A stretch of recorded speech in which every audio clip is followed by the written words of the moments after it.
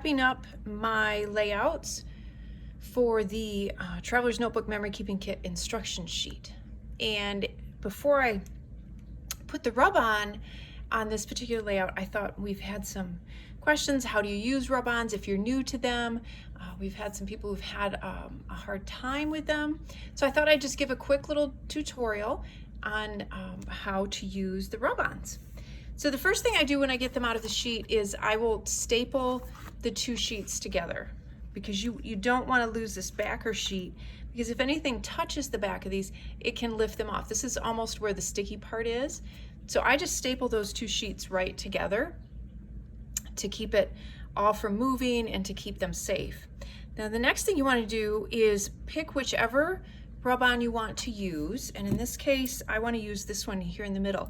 And so what I'm going to do is I'm going to actually go in and I'm going to cut that out front and back. So I'm going to cut out the two pieces together, carefully go around the other ones, and then this will keep you from accidentally rubbing on part of another one and ruining your project and actually ruining other rub-ons. So I took the backing off, so now all I have is the rub-on. I'm being very careful to try and not touch any of that on the back there. And I'm going to place that down where I want it.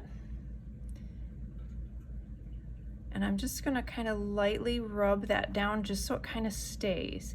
Now it comes with a popsicle stick, and this will work fine to rub that on. What I like to do is you can use other things that have a rounded kind of hard end. So like the end of a pencil, like this would work as a rub-on tool. If you have one of these, this is an old kind of rub-on tool, or a burnishing tool, that will work as well. I actually have my favorite. This was actually meant for rub-ons back in the day. And Basic Gray shows you how long I've been doing this, and it has a little roller ball on the end, and this is what I use most of the time for mine. So, and I'm hoping that the camera doesn't wiggle too much as I rub this down. But so I'm going to just kind of lightly hold it, and I'm going to start in one spot. And you want to take your time. You want to make sure that it all gets pressed down. It's not a quick process. You want to go over it and over it and over it, and just keep going.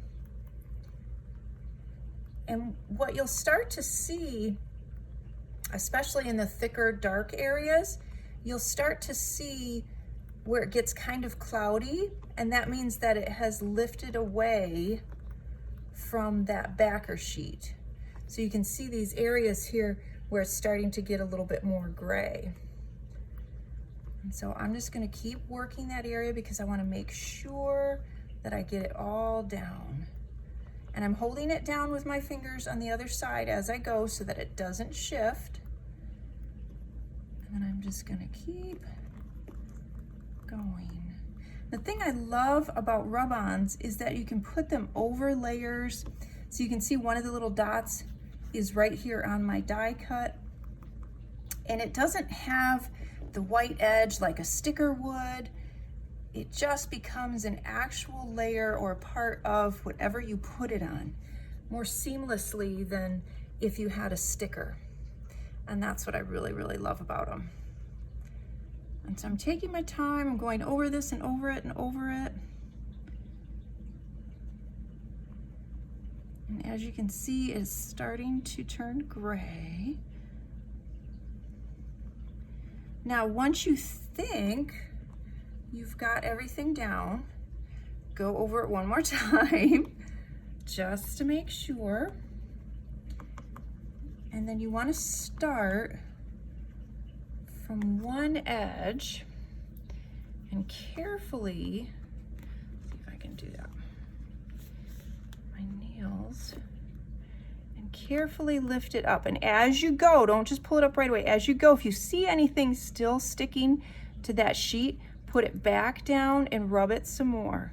And then just like that, there you go. And that is how easy it is to add a rub-on to your project.